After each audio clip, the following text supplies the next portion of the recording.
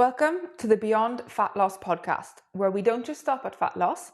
You learn about all the good stuff that follows, how to build muscle, how to enjoy more food, and to stay lean without going to extremes. We are your hosts, Shauna and Katie, and today we will be sharing the biggest mistake that we both made on our own fitness journeys. At the end of this episode, you'll know how to avoid making this mistake yourself. It cost us years of progress. The one big mistake we both made was getting trapped in an endless fat loss loop. We went through repeated cycles of dieting, regaining fat, and then dieting again. We dragged our fat loss phases out for far too long, and we never had a clear exit plan. And the truth is, we never felt fully in control of our food if we weren't restricted. We both felt unhappy in our bodies, and we're always left feeling like we needed to cut again. Now, this might sound familiar to you.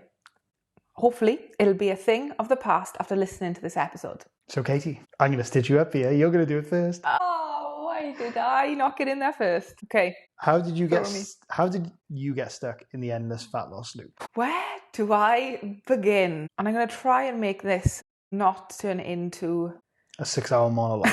I'll still beat yours, which will be 10 hours. Rude. Okay. So how did I get stuck in the endless fat loss loop? So right back to the beginning, I was a chubby teenager. I carried a bit more fat than I would have liked, or I didn't feel happy with. I didn't enjoy how I felt in my body, and I wanted to feel stronger. I wanted to feel leaner. I wanted to look more athletic, is what I wanted when I was younger. But that was far from the truth as a teenager. It all started really when I was about 15, 16, where I started running, doing CrossFit, faffed about with some other things like not eating carbs, not eating after 6 p.m, following the paleo diet, which is absolutely massive with CrossFit. Oh yeah, I remember that.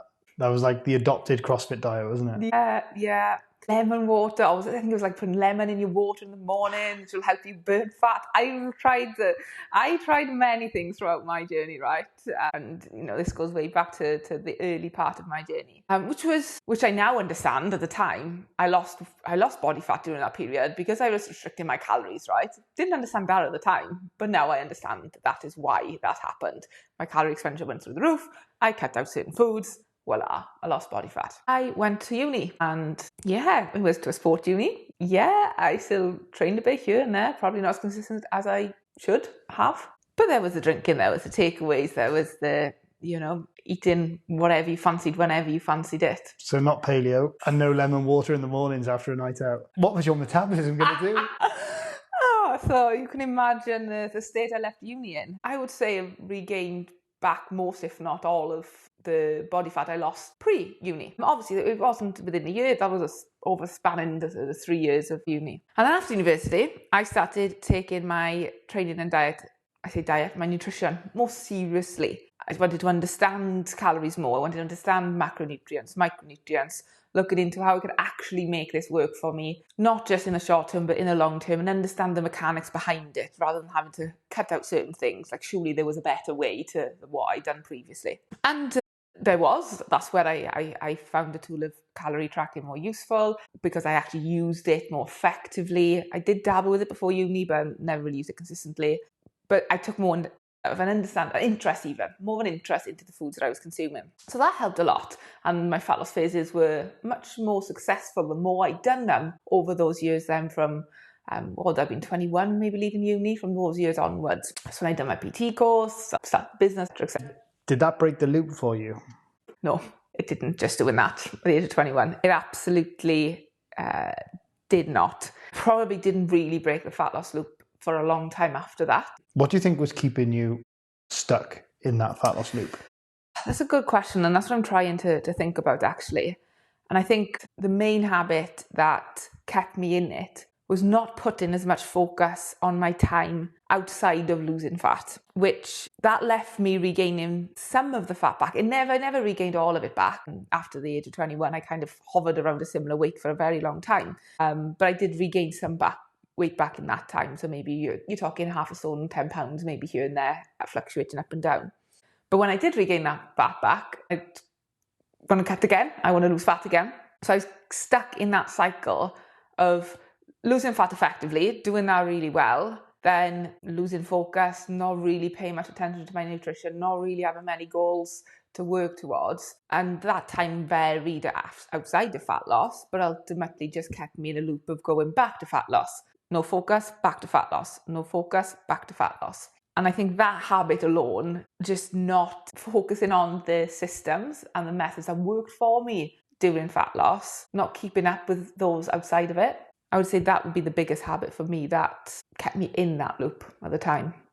How was that making you feel when you clearly didn't have a problem losing fat? Your methods worked. Even like by this stage, early 20s, you probably understood that, you needed to be in a calorie deficit. You probably understood that you need to eat protein in your diet, get lots of fruit and veg. So you had a good understanding of the basics.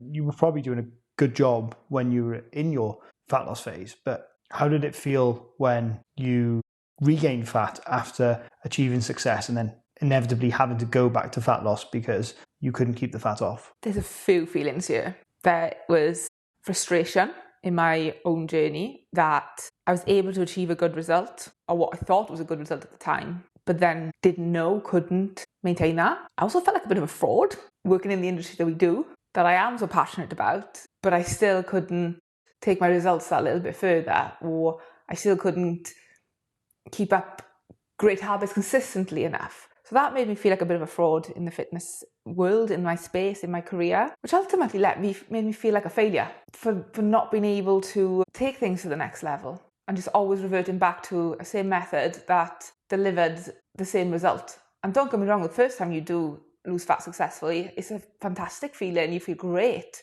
But to keep repeating that over and over and again, and keep losing and the same amount of body fat and weight time and time again, become quite underwhelming, the result. And it soon made me really hate and dislike fat loss phases because there was nothing exciting and new at the end of it.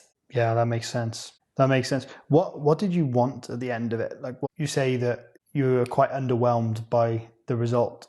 What result would you have liked to have had when you finished your fat loss phase? I wanted to visibly have more muscle mass. I wanted to look like this image I had in my mind, not because it was an unrealistic expectation, but I know what people look like when they carry more muscle mass, right? I know that it's possible for people to carry more muscle mass, what it can do to their body shape, how it can make them look more toned, more defined, more sculpted, probably the best way to put that. But I never looked like that at the end of my fat loss phases. And I didn't like that because I know it's possible for me, but I just wasn't getting there, repeating the same actions over and over again. Makes sense. So you wanted this result, you wanted to get more muscle mass. So when you finished your fat loss phase, you started eating more. So how come you didn't end up building more muscle? What was stopping you from doing that? Two things, I think. I think it was, one, I would be overshooting on calories because I didn't have as much focus on there. So then I'd be regaining body fat too quickly, not with any control, not with any plan.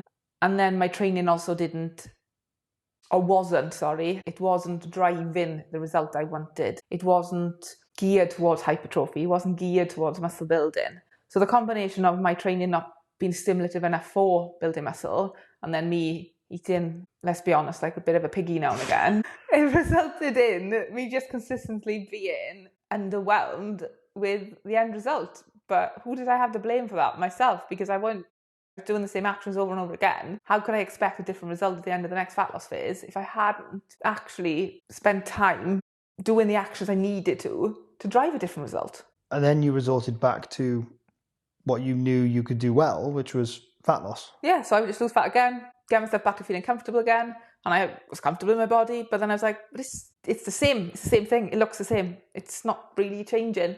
I'm not really seeing that muscle mass, the toned arms that I wanted. I'm not seeing much shape in my legs. I've always been quite lucky with my back, gotta be honest. It's probably the leanest part of my body from even like, mid-20s body fat range, I would say. But I wasn't seeing any difference with the end result. And that was frustrating, but also it wasn't like that I was sure what to do.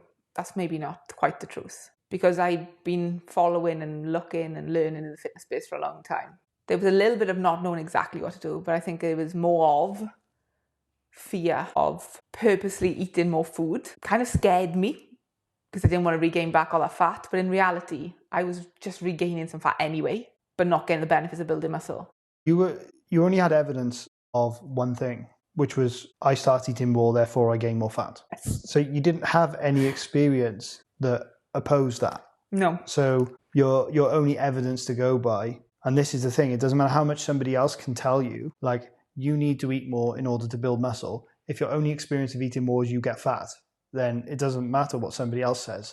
You're like, I am living proof that eating more does not work. Yes. But it's not that it doesn't work, it's how you were eating more wasn't working. Yes. There was no structure, system, purpose behind it. It was, well, I'm out of fat loss now.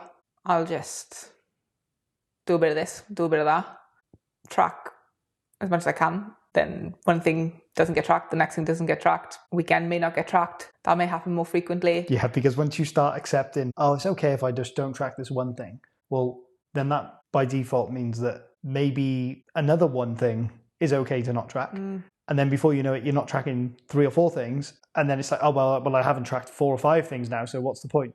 May not as well just not track properly. I could have blamed the tracker, right? I could have blamed the fact that tracking's not working for me. I'm gaining fat. But the reality is, it's just I was over-consuming calories. And that quickly made me dislike going into a deficit again, because I only ever associated my, calorie tracking, my goals to fat loss. And I didn't allow myself to experience anything outside of that. But so I stopped myself experiencing it outside of fat loss. But because I didn't have that structure and that system and that purpose to work towards, I was really building up a negative association for myself with eating more food without even realizing that I was doing that.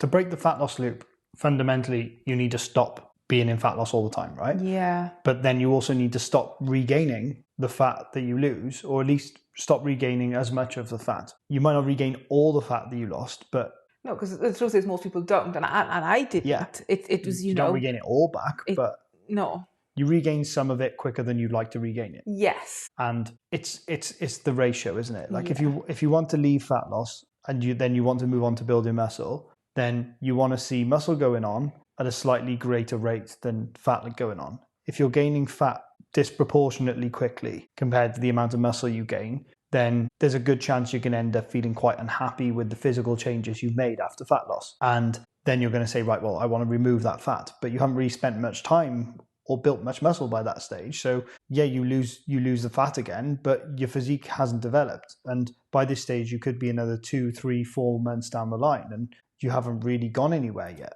No, you haven't really gone anywhere. And then not only that, for me anyway, you had the feeling of being disappointed in yourself because you've let your standards slip a little. You may even feel a little bit embarrassed for not, I'm going to say looking in shape, right? Because everyone's looking in shape is different. But for yourself, for me anyway, by that point, I wasn't looking and feeling the way that I really wanted to. So then that left me feeling disappointed in myself or embarrassed. Not or, and embarrassed. And then that's another thing to overcome again. You're then thinking, I've got to go back into fat loss phase.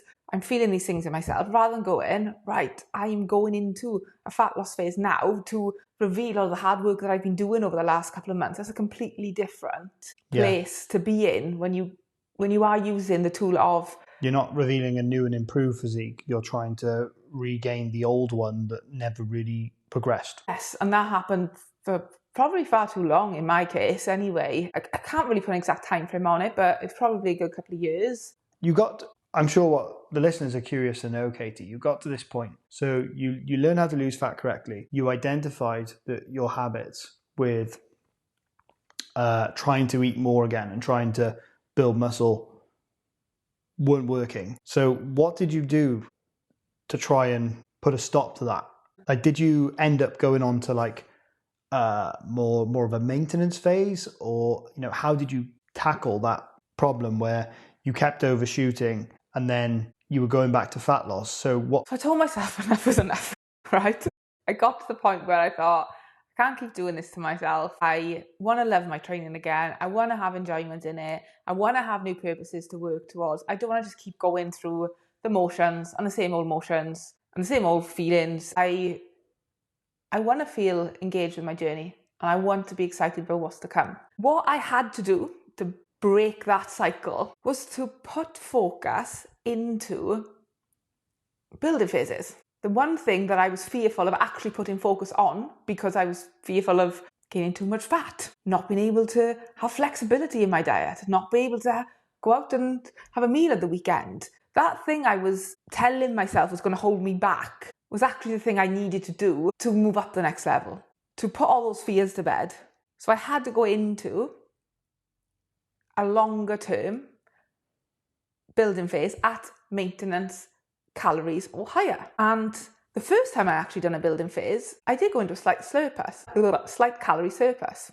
Not a massive one, because I didn't need to. A more recent building phase I've just done at maintenance calories. But what that taught me about being in that phase for that longer time is that I wasn't restricted. So that fear I had in my mind about I'm not going to have much flexibility in my life, I'm not going to be able to have, pastries when I want one of the weekend, or I'm not going to be able to go out for a meal, or whatever it may be, right? I was telling myself, it's so flexible with the amount of calories you can actually consume. It's really eye-opening how much food you can consume and have that flexibility, still hit your goals, and actually feel empowered by your nutrition, not the other way around. So I on that point alone, that improved my relationship with food massively.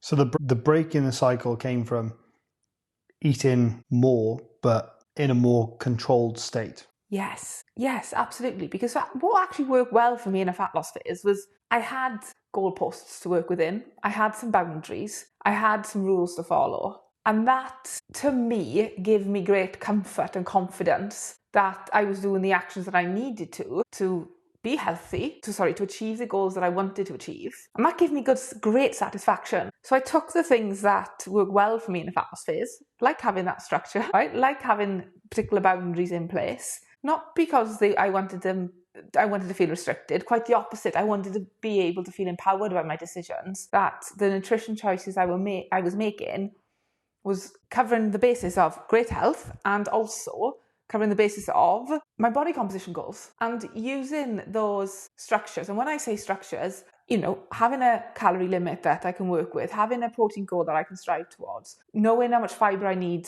in my diet and striving towards that. Rules that I particularly follow, even when I'm at maintenance calories. For example, I still whoever knows me now knows I love chocolate. I still have chocolate most days, if not all days, in some form, some capacity. But things like a rule for myself when it comes to if I'm having a pastry or bakeries, I wouldn't have more than one of those a week. Not because I'm restricting myself, but because it's really easy to make that fit into my week without it impacting anything else. And I find comfort and confidence in those rules for myself, I guess, or those boundaries for myself, because not all rules and boundaries are bad. So I'm just trying to think if there's anything else I'd like to cover on what my journey in being stuck in an endless fat loss loop. But the reality is I could probably talk about it all day long.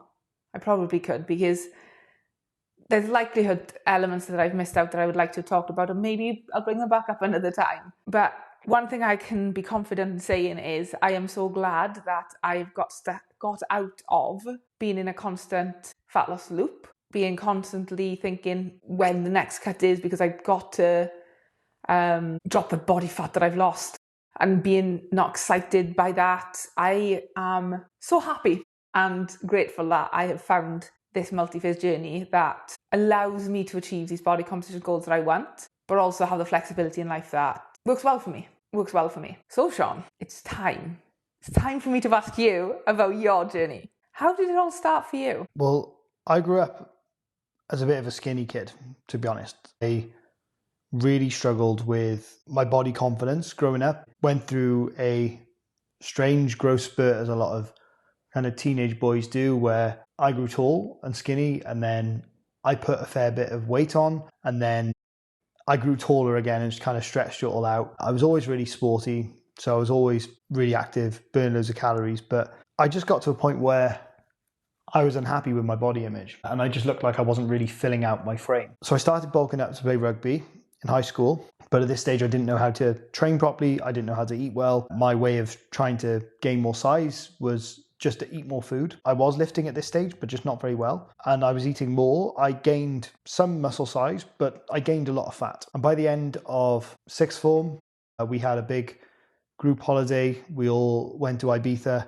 And that was the first time I did a cut because I wasn't feeling confident enough to go on this holiday carrying all the extra fat that I gained to play rugby. So I leaned down and I felt better on that holiday. I felt much better. That was the first time I actually looked into how to be in a calorie deficit. I didn't really understand the science of it. I just knew that I needed to be burning more calories than I was eating. So I ramped up my activity levels. I didn't do much running, probably didn't do as much as you did, Katie, but I was doing a bit of running, but I was also really sporty. I just trimmed my food back, cut down a bit for this holiday, and I enjoyed that. That was the first time in quite a while I felt comfortable with my body composition because I had built a little bit of muscle and I wanted to stay that way, but I also wanted to play rugby. And by the time rugby season started again after the summer, I had to gain more size. Between the age of like 16 to 20, this pattern repeated itself every single year. So gained size for rugby, felt unhappy, then felt like I had to lose fat. Every single time I did it,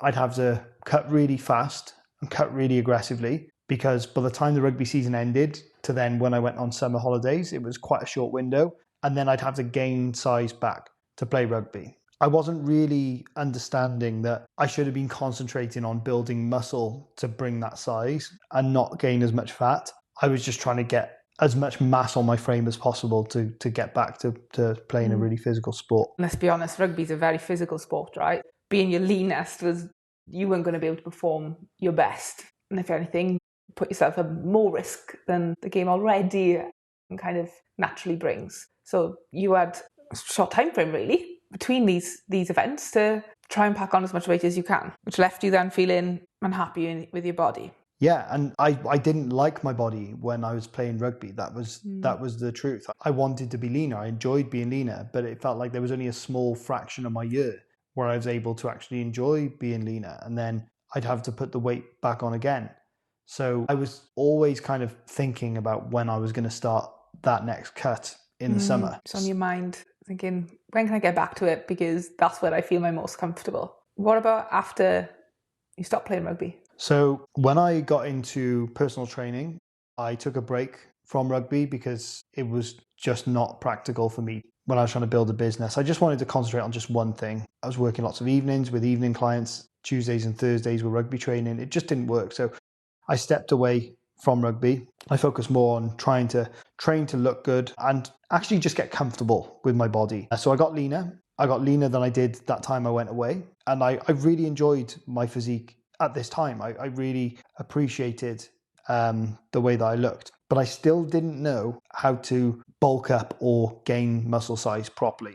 I started reading into it. The information that I was seeking out was not what I would seek out nowadays. I didn't understand where to look for the high quality information about how to build muscle properly. So I was under the impression that in order to get big, I needed to eat big. And it's the same that a lot of young guys would have got caught in the trap of. You might gain some more muscle, but you're still going to gain a lot of fat if you're really over consuming. Is this what led you to being stuck in that endless fat loss loop then? Yeah, because I got in a position, although I didn't end up in getting there in the same way that you did, I ended up in the same cycle, which was I would lose fat. I'd be reasonably happy with the physique, but my goal was always to build more muscle. Then I'd go back to bulking and I'd start eating more again. And I would gain lots of fat really quickly. And I never really spent enough time eating just a little bit more so that I was able to build muscle over a longer time period. Because you got to the point of feeling uncomfortable in your body earlier than perhaps you would have liked to, so that you could have spent more time building muscle, but that was cut short because actually you ended up carrying too much fat and you didn't like how you felt day to day. So you had to then get back to fat loss quicker. So you were stuck into that cycle of cutting again, dropping body fat again, probably more than you would have liked to. And it actually put me in a really bad place with my training because I wasn't seeing the muscle gains that I expected to see. It felt like every time I started eating more, I gained fat again. And I thought the answer would be I thought I would be getting better results for the training that I was doing. But I didn't realize that it was a poor nutrition strategy that was costing me so badly. So I changed my training because I got disheartened with it. I was like, well, I'm not building muscle.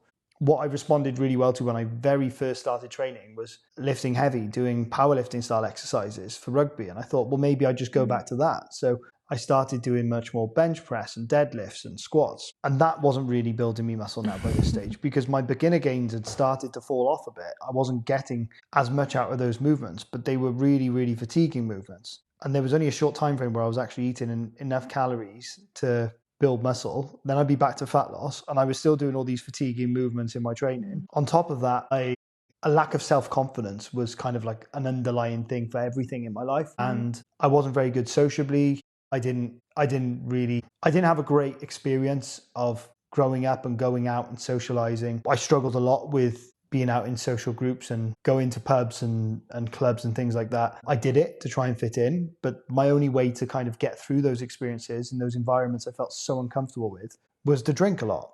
And then I drink a lot, and then there was a lot of calories in the drink. So that was probably making me gain more fat. So it wasn't helping me to get the physique I wanted. And then because I wasn't happy with my body composition, I'd feel less confident. I'd feel like the only way to feel more confident again was to try and get leaner again.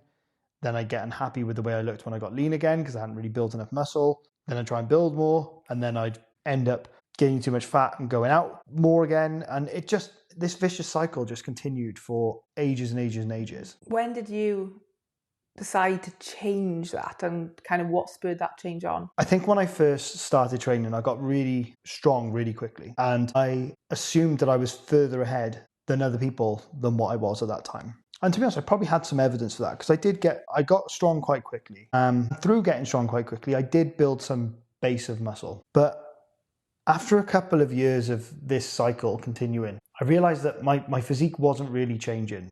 My progress pictures were showing it. I was watching people coming in and out the gym and training on a regular basis and watching their physiques change and watching them grow. And I was thinking, I'm not really getting the returns that they are getting. Something isn't working for me here. And I thought maybe it's just because I've been training a bit longer. Maybe it's just how I'm built. But the reality was, like, I was just doing everything so inefficiently.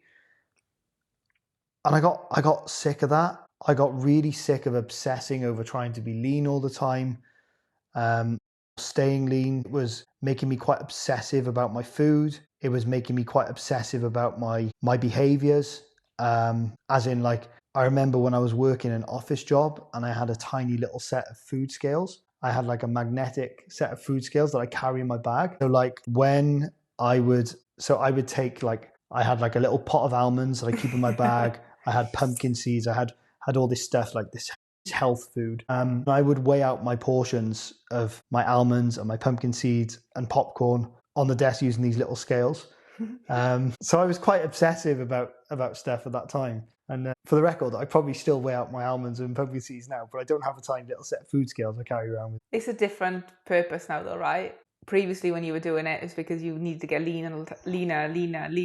Like, you wanted to get the most out of your fat loss phase because that's what's going to make you feel in your eyes, comfortable, confident. But actually, it wasn't just that was going to solve that problem for you. I think what was really eating me alive was the fact that the physique I wanted to have was a muscular physique. I wanted to be more muscular, and I knew that it was to see that muscle, I just needed less body fat. But the fat loss part wasn't the problem as such. It was more the fact that I had to spend all my time either doing fat loss or avoiding getting fat. There just didn't seem to be space for muscle building because I could not stop this fat loss, fat regain cycle that I found myself in so frequently. And I only had experience of eating more and gaining fat back. So it's a negative experience, I guess, on both of our sides for different reasons. That was actually holding us back from doing a building phase in a better way that was going to serve us in a better way. What I desperately needed, and what I regret the most, is that I needed a coach. I really, really needed a coach. I was so confident in my ability to solve the problem, despite the fact that I kept repeating the same problem over and over again. I was so confident in that I just thought, I don't need a coach. Like, what are they gonna tell me? Are they gonna tell me how to track my calories? I already know how to do that. Are they gonna tell me how to train? I already know how to do that.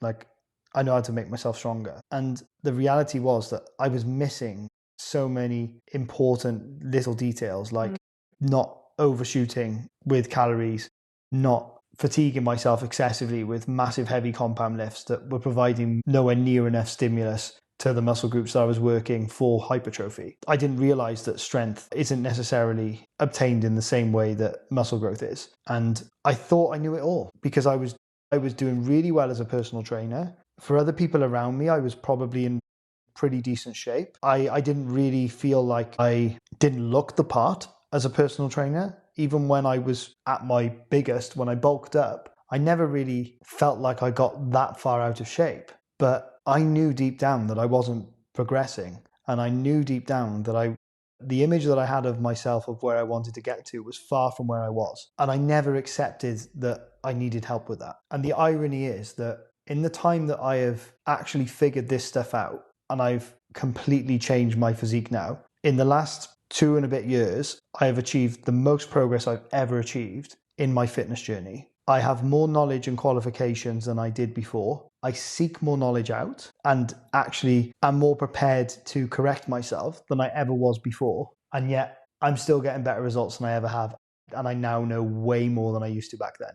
And I think there's such a strong correlation to that. Like recognizing that there is still so much more to be learned. Even now, been working in this industry for as long as, I have, as long as you have, there's still so much more for us to learn. So much more. Like, if you're listening now and you think you already know a lot, and you might do compared to your family or the average person or the average person that doesn't go to the gym, whatever it may be. But my gosh, if you want some different results, then honestly, there is so much more out there to learn that can just upgrade what you're already doing. And if I could go back in time, I wish I'd have invested in that back then, because I've kind of gone a funny way around it with education and academia, and I've got to where I need to get to eventually to have the knowledge to do this now and to teach this at a really high standard now. But I just dragged it on for so long because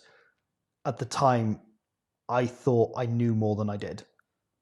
That's just made me think about, why did I drag it out for so long, right? And that's well done for being honest about that, Sean, because that's not always easy, to be honest, that you thought you knew it all, so that's why you didn't seek help, right? Because that's ego, right? That is your ego getting in the way there. I think I dragged mine out so long because two things actually, I think. Firstly, I feared judgment for wanting a result that was a little bit different. And also, I didn't know if I was actually capable of achieving that. So I dragged out the faffing around and endless fat loss for too long. When if I just was honest with myself of what I really wanted and was braver to go for it earlier, then, and maybe even had to coach myself, right? It's the reality. I would have got there a lot quicker too. I think we can both agree that we knew how to lose fat, and not to discourage anyone here, right? Losing fat is hard, but the process is really simple. Being in a calorie deficit is really simple. Muscle building is really hard, but it's also really complex if you don't understand it. Getting the muscle building process more simplified for you is quite difficult when, in today's day and age, there's so much information out there. There's so many different bits of advice, so many people telling you to use certain methods, use certain exercises, use certain training splits. It's very hard to sift through all that and figure out exactly what you need to do. That's now. Back then, we didn't even have the access and open access to the best educators in the world like we do now for things like muscle building. Like, people that had online coaches were bodybuilders. Anybody that I knew with an online coach was a bodybuilder. I didn't even know of online coaches. I got, like, to be honest, when I first started looking into this more, it didn't even cross my mind to a personal trainer come to mind. But I wanted to be one of those myself. And in hindsight, I probably could have learned a hell of a lot from actually having a personal trainer too. That'd been in the world, in the fitness world for some time. But online coaching really wasn't that popular. I don't think.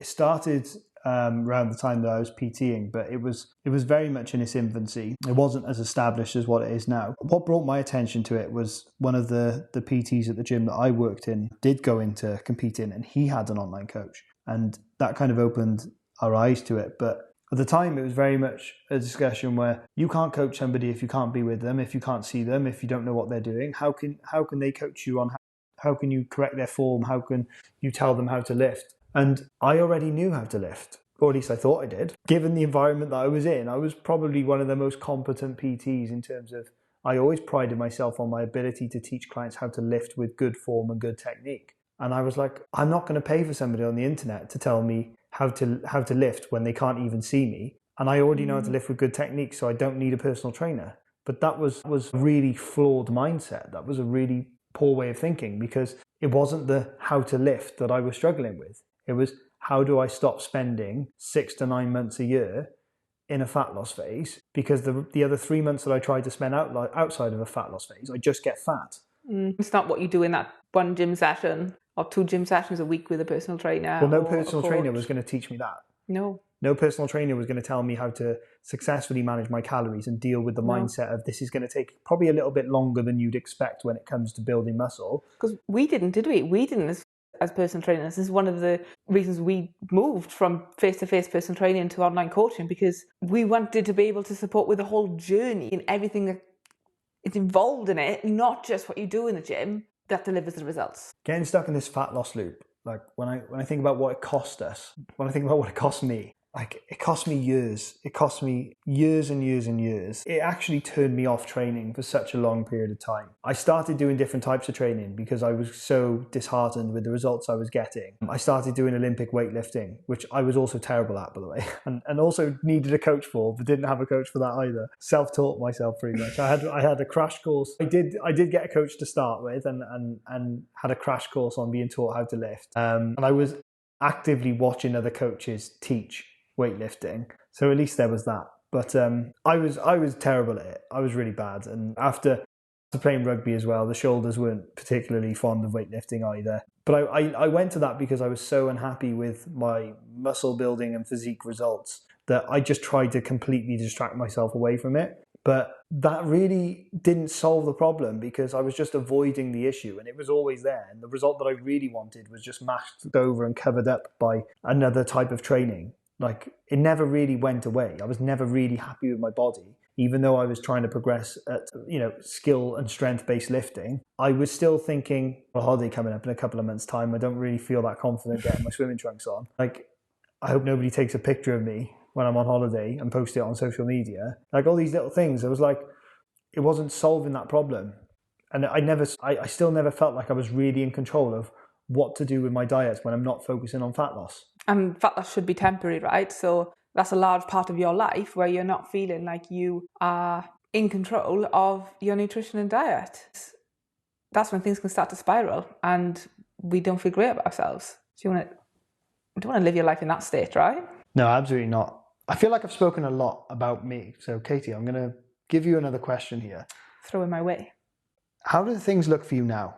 So how often do you focus on fat loss? This just excites me. My eyes light up when I think about this now compared to years ago. As little time as possible. I'm just going to say that louder from the rooftops, and I don't want this to put anyone off who's at maybe the start of the journey, the middle of their journey, because believe me, I've been where you're at now, and it might feel like you can't spend as little time as possible at fat loss because you need to keep doing fat loss to get to the physique goals you want. But it's not the truth. You don't have to be there all the time. So I spend as little time as possible. And that that time I'm spending in fat loss, it just has one sole purpose.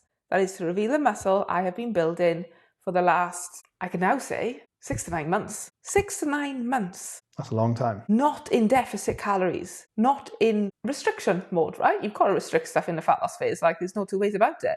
Where I am eating consistently for myself, this is for my calorie goals now, my nutrition goals, 2,700 to 2,800 calories every day. Like, it's a lot of food. It's a lot of food. And I bloody enjoy it. I really enjoy it. And to think I was robbing myself of that experience, thinking that I was actually going to be restricted, that I was actually going to put on loads of fat, is absolutely insane to me now. And I'm so glad that I pushed myself to overcome those fears, because I don't know the best way to bottle up that feeling, because I think until you experience it, it's hard to really feel what I'm feeling when you have that control over your nutrition that just works literally so autonomously for you that it's not even anything you worry about on a daily basis. That you have that flexibility to have the things that you want, as well as knowing you're nourishing your body in the best way possible. To be building a body rather than thinking about what I'm taking away all the time. All of these things, and I know I'm not the only person to experience this from going into a building phase either, because our community, our wonderful clients, many of them are at this stage now, and it's like a light bulb has gone off. And it's like, wow, I'm so glad I've had to experience this. And how do you feel about fat loss? Do you still do fat loss? I do still do fat loss. I do. And I no longer hate it. And I never thought I would say that, because I used to hate going in a deficit, honestly. John's nodding his head like quite a lot right now. Eating in a deficit was not fun to be around. I used to moan about going into a deficit. I used to moan being in a deficit. I used to moan how hungry I was. And that's probably me being quite polite. It'd be like the end of week 1 and she'd be like, oh my God, feel like I've been in this deficit forever. Oh, I don't know if I can stick this out for 6 weeks. It's like, Katie, you're on day 3. Oh, that was me really, right? But now I can look back at that and say, I was saying those things because I wasn't really excited by the end result. And I kept thinking, why am I bloody doing this again? Like, just to feel a little bit leaner when nothing's really going to change that much at the end of it.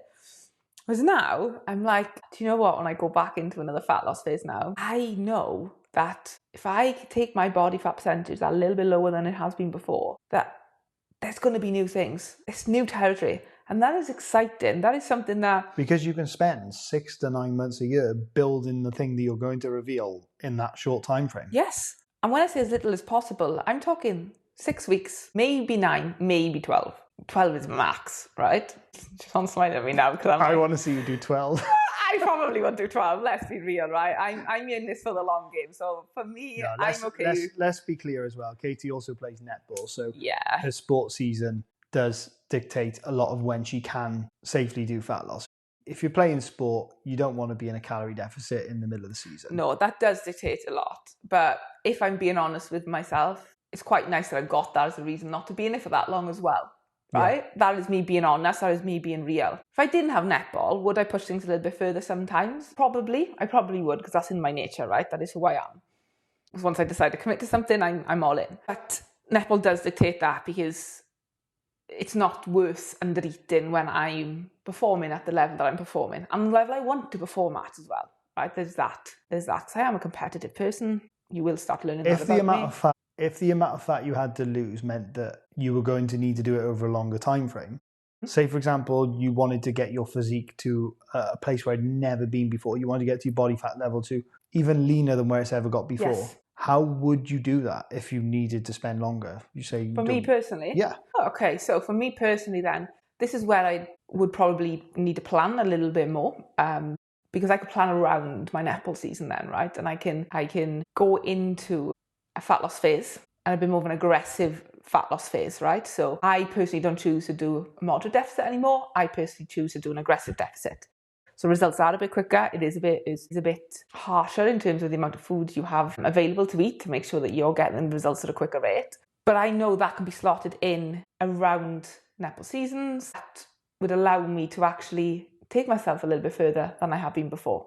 So I opt for an approach that is quicker, speed up my fat loss, that can be slotted around the other things that I enjoy in my life. And if you needed to go a little bit further and you had the time, let's say, for example, there was a bigger break in the netball season, what would you do? Would you do it all in one go, or would you split it up? I would split it up.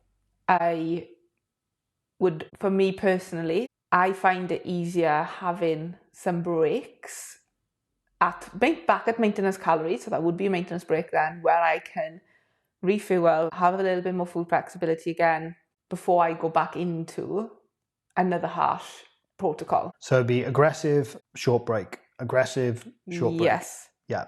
Yeah, absolutely. I would much rather get in, get out and have breaks, even if that meant it was a similar-ish time frame, than doing a slightly more moderate deficit over a similar amount of weeks. I couldn't agree more, because at the very least, you're going to see really good results when you're in deficit. You're going to get some time to recover from those slightly more aggressive periods. that makes you feel like you're not dragging it out for months and months on end. It's like, right, I can work hard, short sprint, have a break, short sprint, have a break, which can be quite motivational and it's a little bit easier to adhere to. I also think that it's got some great benefits for if you're looking to maintain a bit more muscle mass and retain some muscle while you're dieting. And you can be slightly more flexible with your maintenance weeks as well. You can plan them around things you've got going on in life. You can plan them around how you're responding. If you need to take 2 maintenance weeks because your last fat loss phase is really taken out of you, then you can take 2 maintenance weeks. You can be a bit more flexible. I think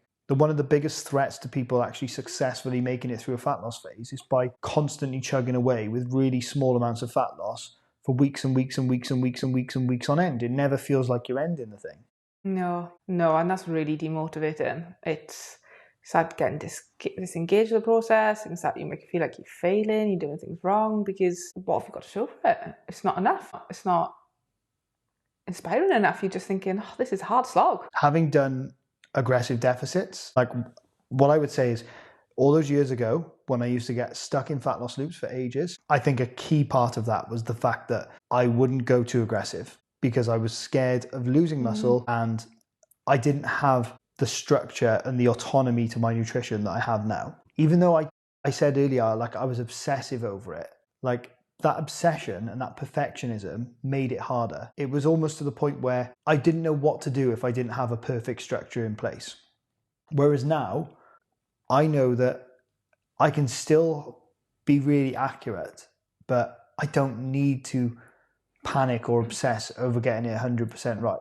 And I know that I can go more aggressive, and having done a more aggressive approach now, I don't think I'll ever go back to really, really long, drawn out, moderate calorie deficits. That's a really important point to raise, because that slipped my mind. When I used to do fat loss phases, I always used to believe that you don't want to go too harsh, that you want to pick a deficit amount that you can sustain for long enough to lose the body fat that you want. And anything too aggressive would actually make things harder for you. And I lived by that for a long time. And my fat loss phases, looking back, would have been longer than they needed to, because I was fearful of going too aggressive for relationship with food issues, for the risk of losing muscle mass, for the risk of actually not being able to stick to it long enough to get to the results I want. I don't want to totally slate moderate deficits because they still have a purpose in the fitness world, right? So this isn't me slating them or you slating them. I know that for a fact, because there are still clients that I use these with, because there are scenarios and situations where they are the good option, the right option. For me personally, now knowing what I know about going more aggressive, but then having that exit plan after it, I wouldn't choose another option for myself. And there's many situations with clients that I would recommend this as the more optimal approach for them too.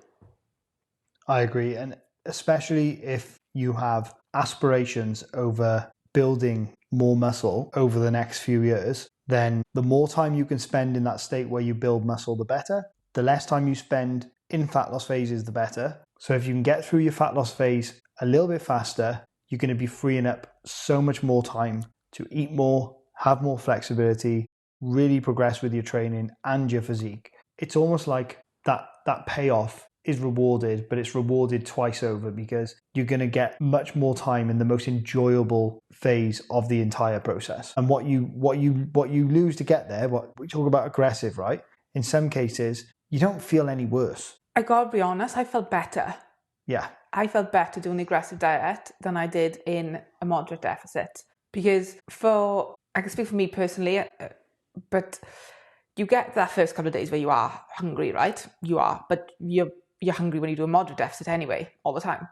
But once you get into the aggressive diet protocol, your hunger levels actually just get so suppressed that it's not actually that difficult to stick to. No, for the majority of it.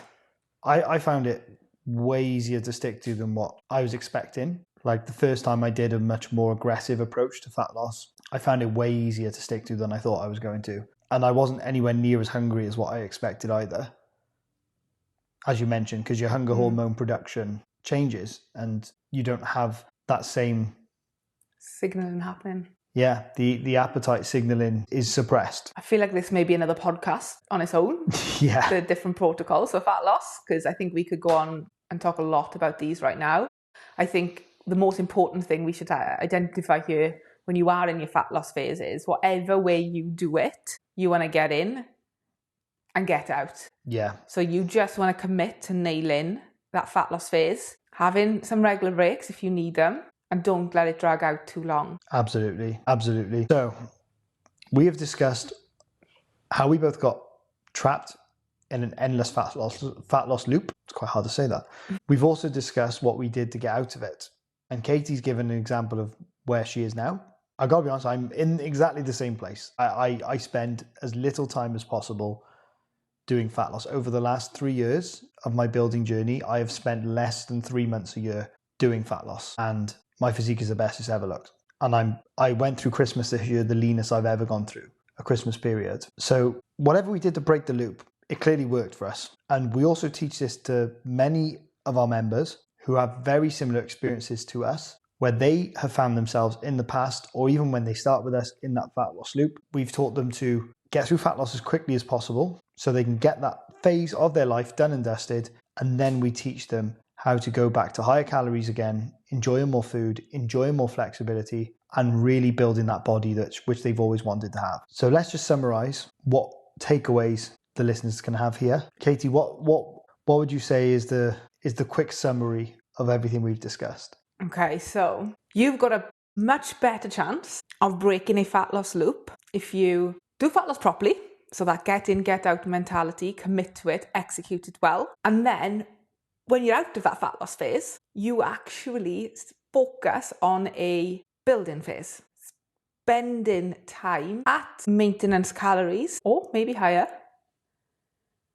and learning the right tools and habits to support you during that period. But both of those need to happen, not just one or the other. Learning how to enter and exit your fat loss phase efficiently puts you at a huge advantage. And the difference that makes to you mentally and physically, knowing that you don't just do fat loss well, you do the transition out of fat loss and stay out of fat loss really well, is a complete game changer. Knowing that you're not going to get sucked back to restriction mode again in a couple of months' time completely changes your outlook on fitness. Absolutely does. And you keep banking experiences that are positive and are proving to yourself that you are capable in all of these different phases of your fitness journey. And the more of those positive experiences you bank up, the more confident you feel about the next cycle, the next stage. You're no longer linking those scenarios with a negative experience. You've overridden them.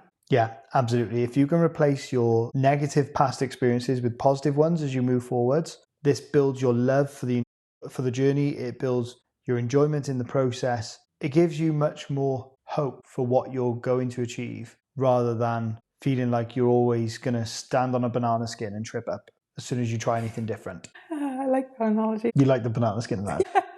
I just have this image in your head of you being really competitive on Mario Kart. I had Mario Kart in my head too, that's why I was laughing. Throwing banana skins at me just to annoy me. I used to love doing that to you. Yeah, I know. That's why we don't play anymore. Maybe that'll have to be our next date night, Mario Kart. No, it doesn't. Yes, we'll report back, guys. No, it doesn't. I'm not available. Anyway, the methods that we use with our clients to make sure that their fat loss phases are as fast and as efficient as they possibly can be. And pain-free. We break down in our free video series, Master Your Calorie Deficit. You can get access to this video series in the link in the description. All you got to do is pop in your email and we'll send it straight over to you. That's it from us for now. In the next episode, we're laying out the 4 coaching principles we'll never compromise on, no matter what the fitness industry says. We'll see you there.